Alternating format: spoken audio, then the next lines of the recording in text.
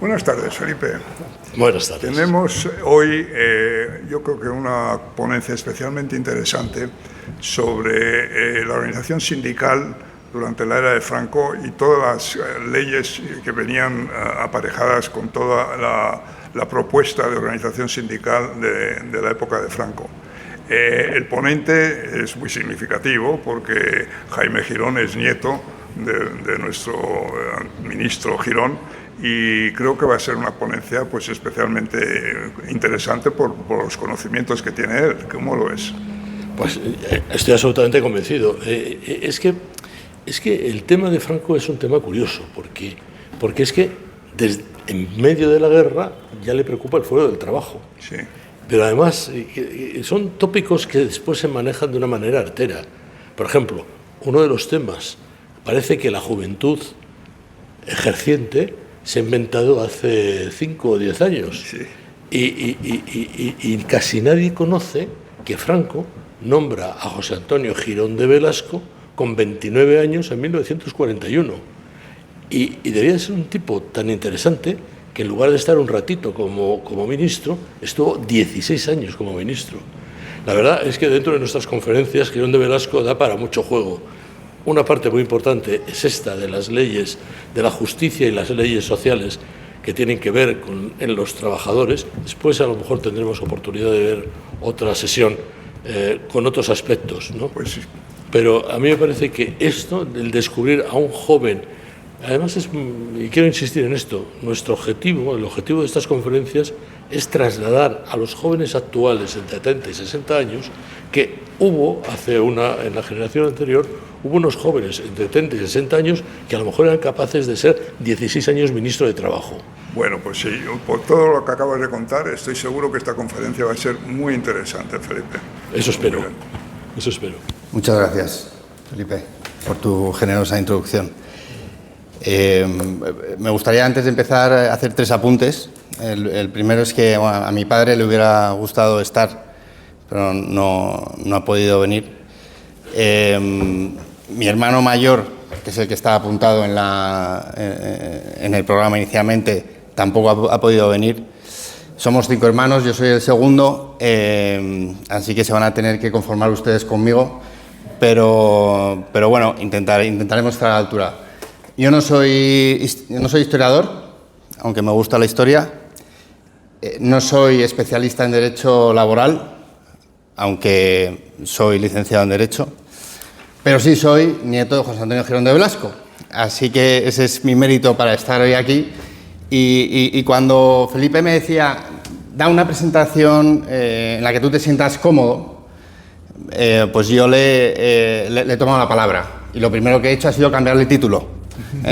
O sea que quiero vertebrar la presentación a través de la figura de mi abuelo y así ir entendiendo cómo se fue labrando su formación política y llegó a las leyes que luego promulgó, ¿no? El índice de esta ponencia sería empezar hablando de mi abuelo y luego dividirlo en 3 momentos: antes de la Guerra Civil, durante la Guerra Civil y después de la Guerra Civil. Bueno, José Antonio Girón de Velasco fue una figura clave en la historia de España, especialmente en lo que respecta a la política social y laboral, ¿no?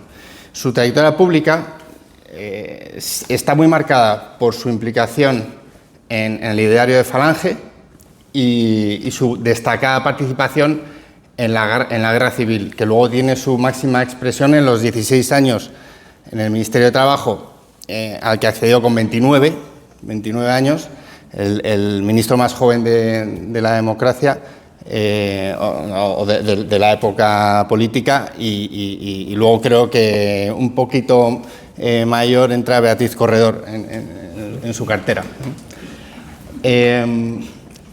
Felipe me decía, habla también un poco de tu abuelo, porque para entender a Girón hay que entender que tenía una capacidad de oratoria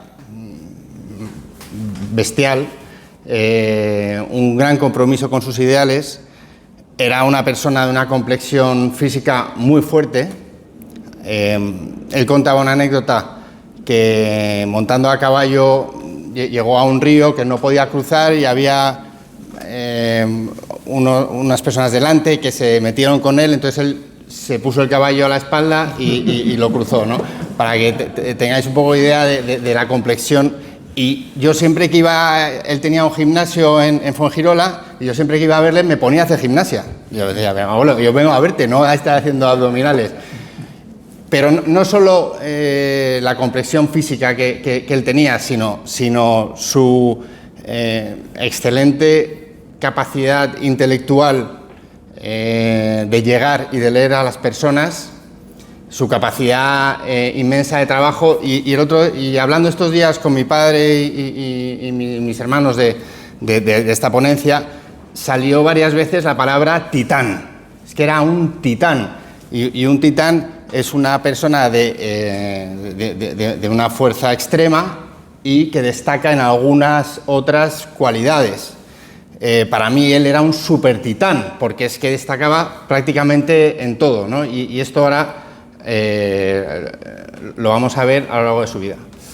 Bueno, juventud y compromiso. Él nace en una época que todos conocéis, revuelta en España, en Herrera de Pisuerga, el 28 de agosto de 1911, en una familia acomodada. Hijo único, y estudia Derecho y durante su época de estudiante entra a formar parte de lo que son las Juntas Castellanas de Actuación Hispánica que funda Onésimo Redondo, que tras unirse con la conquista del Estado de Ramiro Ledesma pasa a formar las JONS y luego esto se integra en la Falange. Esta integración en la Falange, su encuentro con José Antonio Primo de Rivera y los ideales de la Falange son las bases sobre las que empieza a configurarse el político, ¿no? Hago un repaso muy rápido de los principios fundacionales de algunos de ellos para que veamos cómo están impregnados en su obra política: la unidad de España, sindicalismo nacional, justicia social, reforma agraria, primacía del interés nacional, autoridad y jerarquía, sentido de tradición e imperialismo, ¿no? Antes de la Guerra Civil, y ya pasamos a la segunda fase, ¿no? la fase de Girón en la Guerra Civil, hay varios sucesos. Él en 1931, terminando la carrera de Derecho en Valladolid, hay un incidente en la universidad por la que una serie de individuos quieren atacar al rector.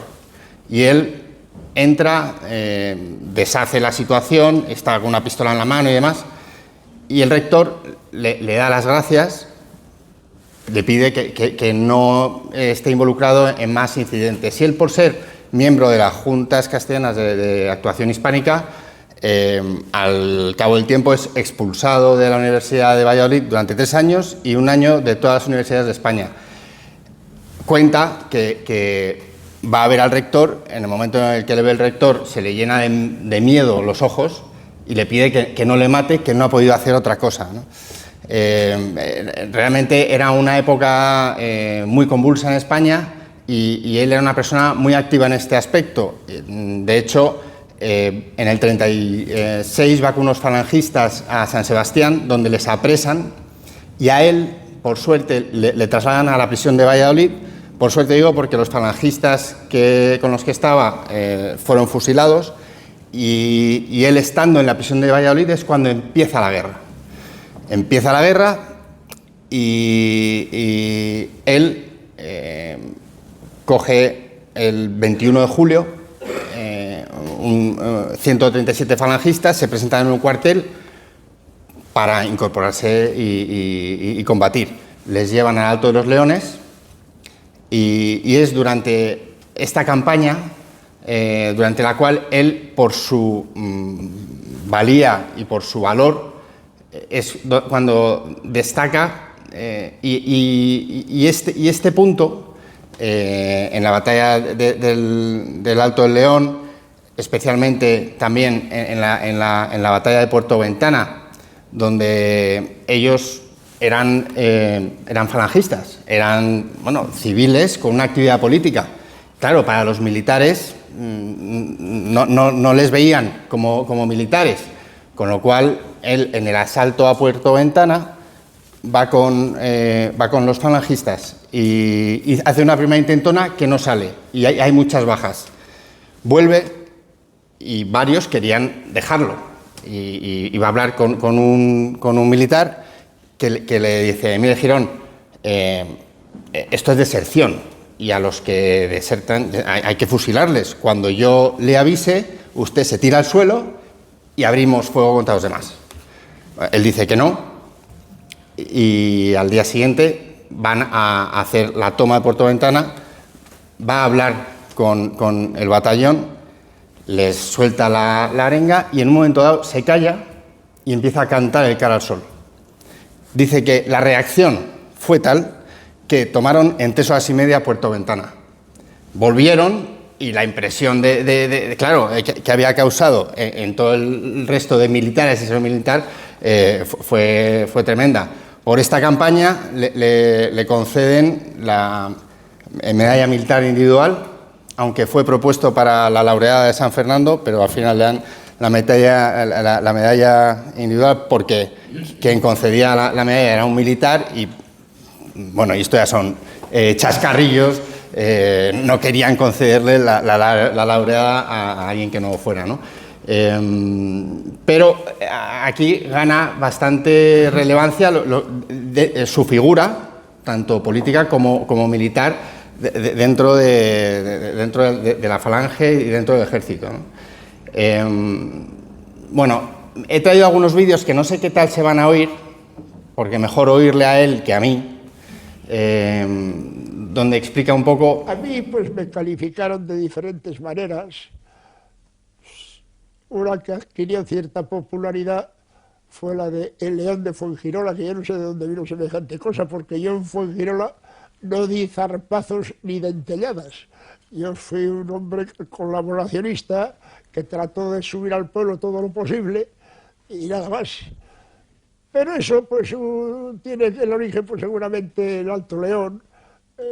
Allí había que ser agresivos porque claro, estábamos pegando tiros, no estábamos haciendo allí una propaganda oral ni mucho menos. Y claro, pues se conoce que allí tuve la suerte de distinguirme algo en aquella cosa. Me recompensó el Estado suficientemente bien. El general Ponte me propuso para la laureada y se quedó convertido en la medalla militar individual. De modo que hicimos cosas así de cierta individualidad. Y se conoce que por eso pues me pusieron el León de Fuengirola.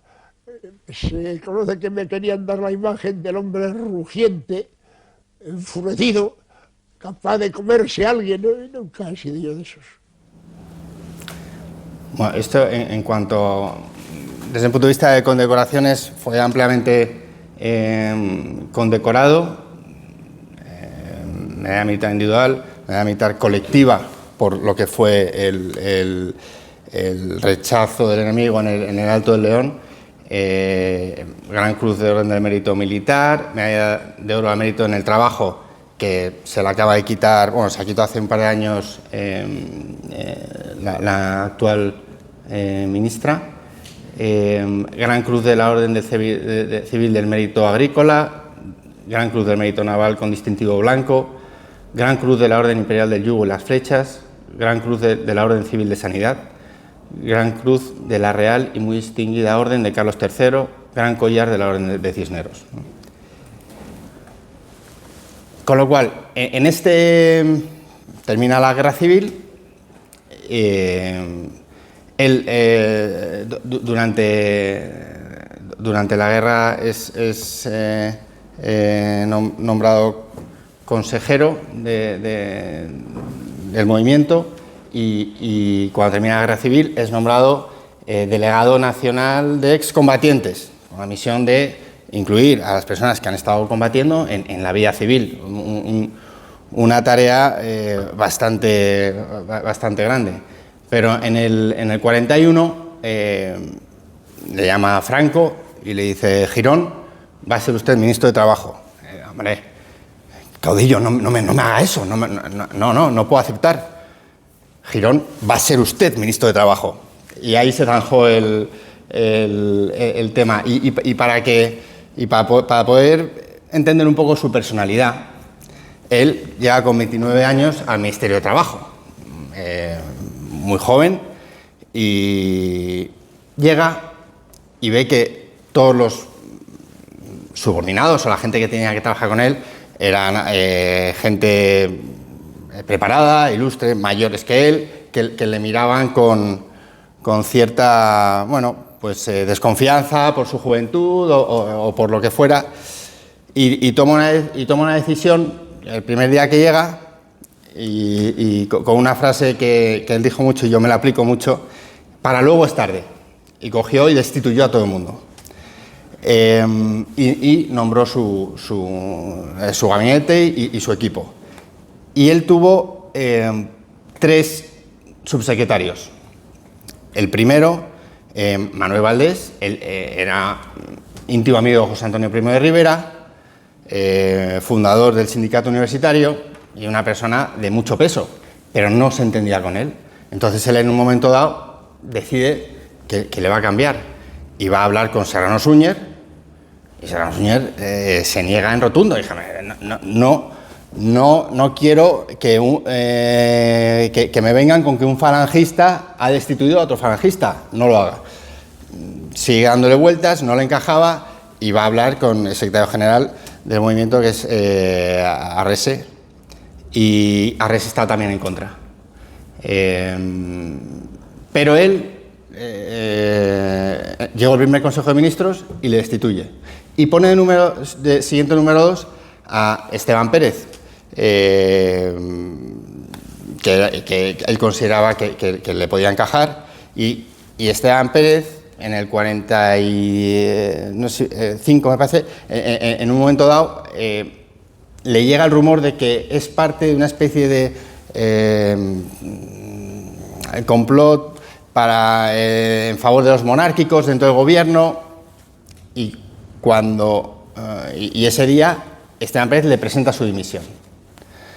Entonces él la aguanta, y cuando ya confirma que Franco ha resuelto ese complot, a los días se la acepta.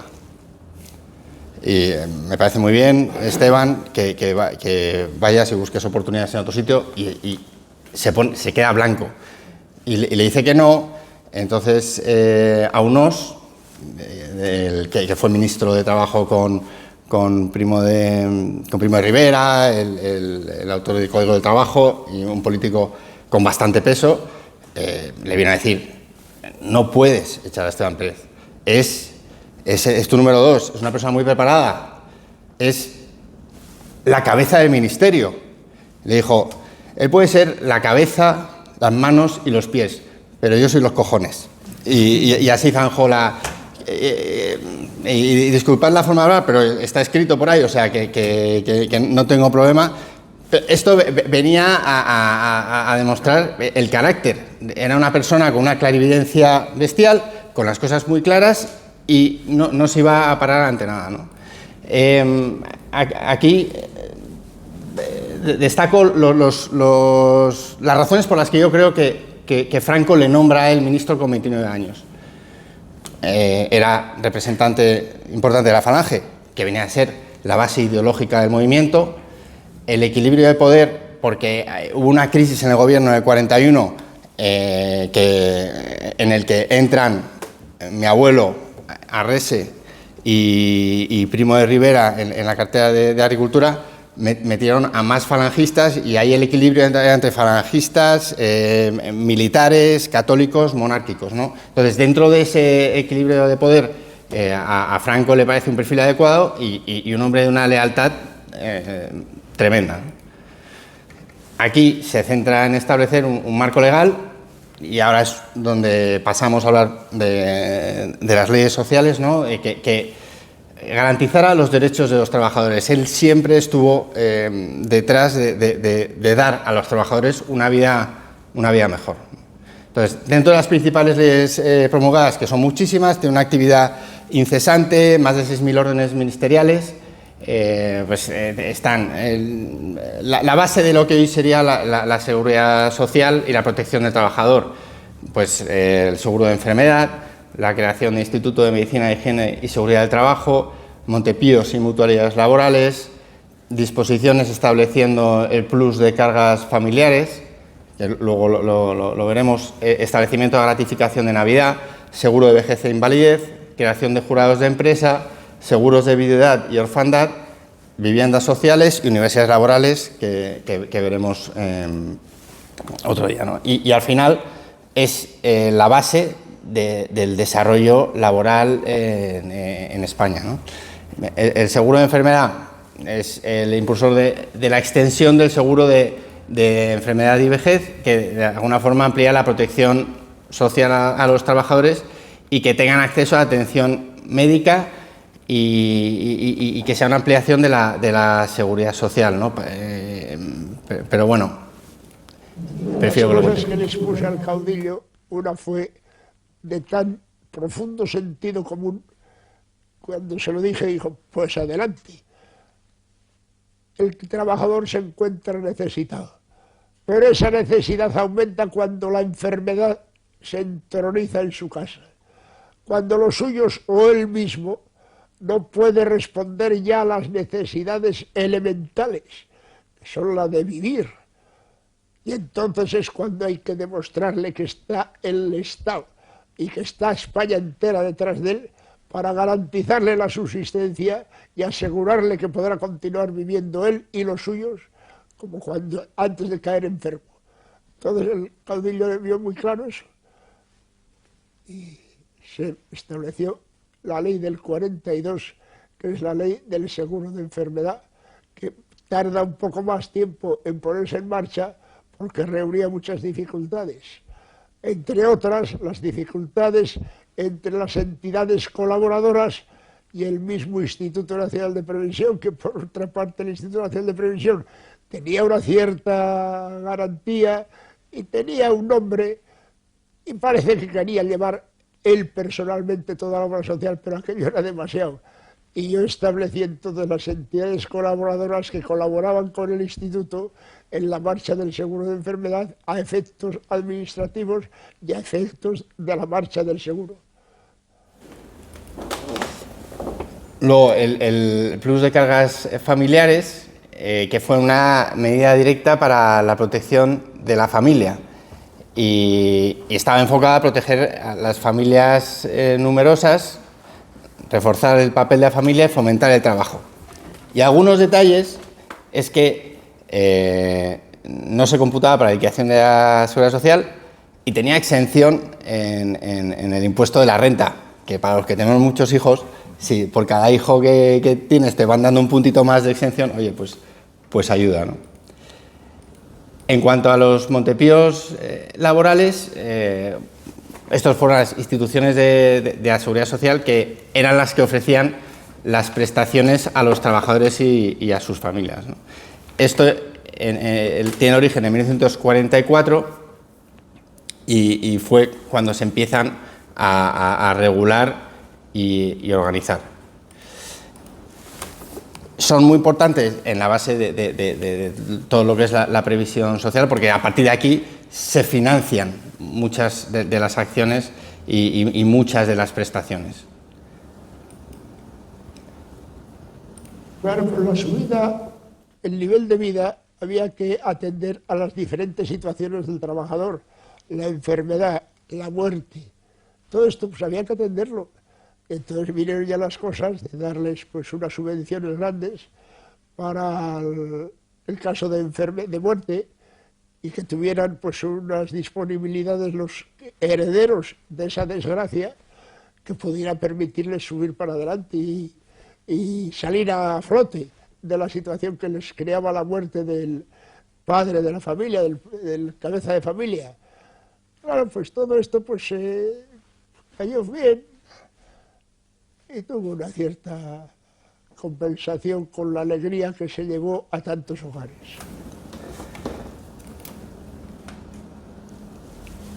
todo esto, y antes de pasar a las viviendas sociales, que parece muy básico y muy elemental, estaba todo por hacerse y se tenía que hacer y se tenía que instrumentar y se necesitaban pues, personas como mi abuelo capaces de hacerlo.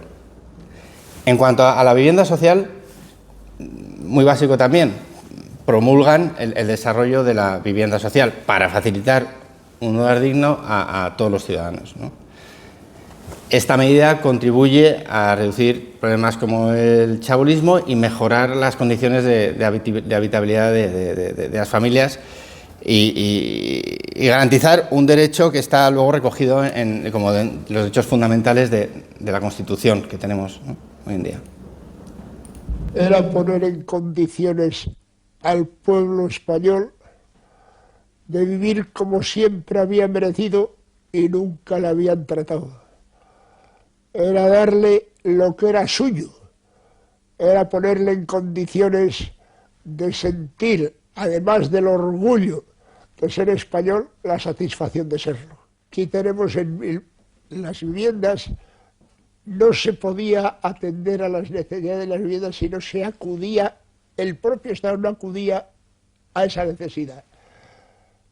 Y esto también se lo dije al caudillo. Y al poco tiempo de estar yo aquí, ahí está un ejemplo, son 5 o 6 mil viviendas que se hicieron de golpe en Málaga, se hicieron muchas en Sevilla, se hicieron otras en pueblos de la provincia, se lanzó a la construcción a mucha gente que luego pues han ido compaginando con el propio interés de los que trabajan en la construcción y se floreció la cosa de las viviendas. Pero el primer golpe fuerte fueron las 6.000 o 7.000 que se hicieron en Málaga. Todo eso era el resultado de las conversaciones del caudillo conmigo.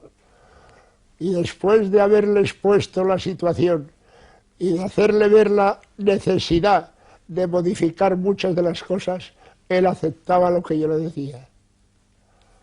Luego en Consejo de Ministros, pues ya era más fácil.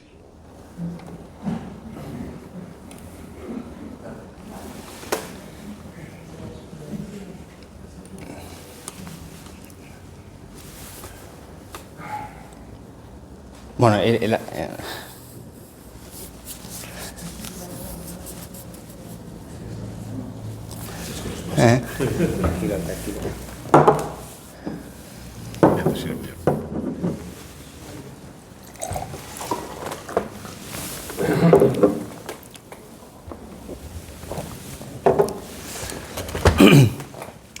las universidades laborales que hablaremos el 2 de junio. La semana que viene.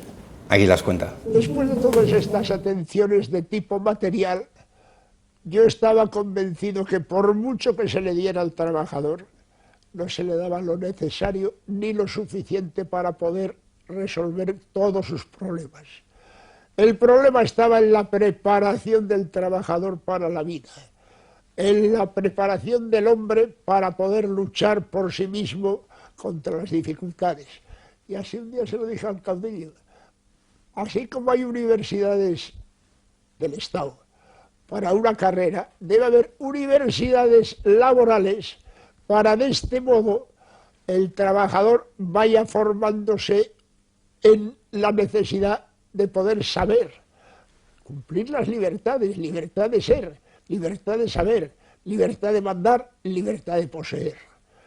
Esto se lo metí, lo comprendió enseguida el caudillo y empezamos enseguida con las universidades laborales. ¿Dieron resultado? Pues muchas veces sí. En una gran mayoría, y todavía no hace mucho tiempo, durante un año, año y medio, hará año y medio, se han recibido aquí pues muchas cartas y muchas comunicaciones de los trabajadores de entonces, agradeciendo de una manera especial las universidades laborales. Y es una pena que no continuaran porque hoy es más difícil encontrar un fontanero que un abogado. La idea me parece muy evidente, pero sencillamente magnífica. En cuanto a las magistraturas de trabajo, que hemos estado viendo anteriormente, y tampoco voy a añadir mucho más de lo que ha hecho mi insigne predecesor. El primer paso se dio con Pedro Fernández Bueno, y bajo el mandato de Girón de Velasco se consolida la magistratura de trabajo como órgano especializado en la Administración de Justicia, llevándolo hasta la Sala Sexta del Tribunal Supremo, es decir, dándole a la magistratura de trabajo este cuerpo dentro de la Administración del Estado, ¿no? Y era una institución que tenía como objetivo garantizar la aplicación de la legislación laboral y proteger los derechos de los trabajadores, ¿no? Las facultades que tenían ellos de poder continuar en su puesto sin miedo a que un movimiento de ira o de encono, de lo que fuera, del patrono les quedara en la vía pública. Era defenderle de toda agresión, era ponerle en condiciones de defenderse él mismo y de saber que esa defensa estaba garantizada por el gobierno, por el Estado. Y con esto he hecho repaso de las principales leyes sociales de la época. Realmente bajo el paradigma de la justicia social promulgada por la Falange. Es decir, realmente lo que se quería era proteger al trabajador y darle a los trabajadores las 4 libertades que ha comentado mi abuelo en el vídeo, ¿no? Que cada uno tuviera la libertad de ser, de poseer, de mandar, y él decía, esto hablando de las universidades laborales, que había que dar a la gente la formación, que no era digno que alguien se sentara a una mesa para hablar de temas de trabajo y estuviera callado. Darle a la gente la capacidad de desarrollarse, y las muestras de agradecimiento que ha tenido, como él cuenta, y recientemente te comenté que iba a contar la anécdota, cuando le retiran la medalla de mérito del trabajo, yo expreso un poco en una red social de trabajo mi pensamiento al respecto. La cantidad de mensajes que me llegaron de agradecimiento por la labor que había hecho mi abuelo, y muy especialmente por las universidades laborales, gente con empresas muy grandes que habían partido de lo que habían aprendido en la universidad laboral. Los que iban a la universidad laboral, y ya lo veremos en su día, sabían mucho más que muchos peritos del ramo que hubieran estudiado, ¿no? Bueno, en cuanto a la organización sindical, aquí no tengo tanta materia como para las leyes, pero decir, y podemos entrar más en detalle, que lo que se considera es un sindicato vertical, donde en el Estado se agrupaban empresarios, trabajadores y representantes sindicales, y se deroga en su momento pues lo que es la CNT, OGT, comisiones obreras, que se integran en estos sindicatos, y luego cogen mucha fuerza cuando se deroga el sindicato vertical en el 76, y lo que se busca es evitar la lucha de clases e integrar a empresarios y trabajadores, ¿no? Aquí comento el proceso de eliminación de unos sindicatos y realmente darle a los sindicatos la función que tienen que tener, ¿no? Y concluyendo, visto lo visto,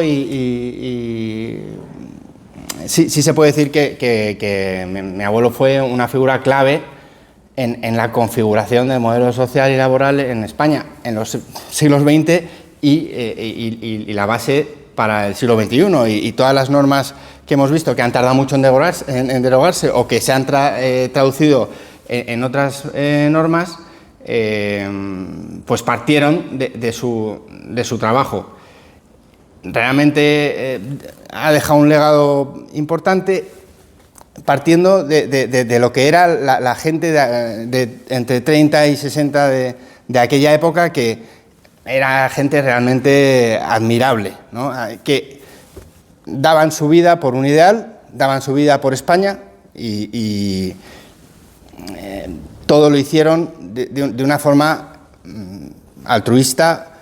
Y bueno, como anécdota, cuando mi abuelo deja el ministerio, Franco le ofrece la embajada a Argentina y él dice que no, que había mucho en España, que quería seguir trabajando, y seguidamente le ofrece la presidencia de Butano, el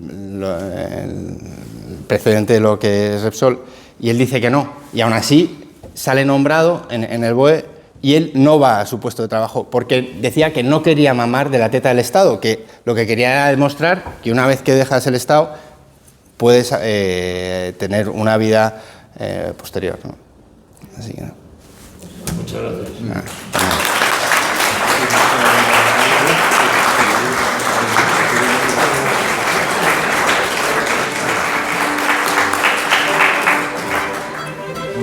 Oye, muchísimas gracias. No, nada, a vosotros.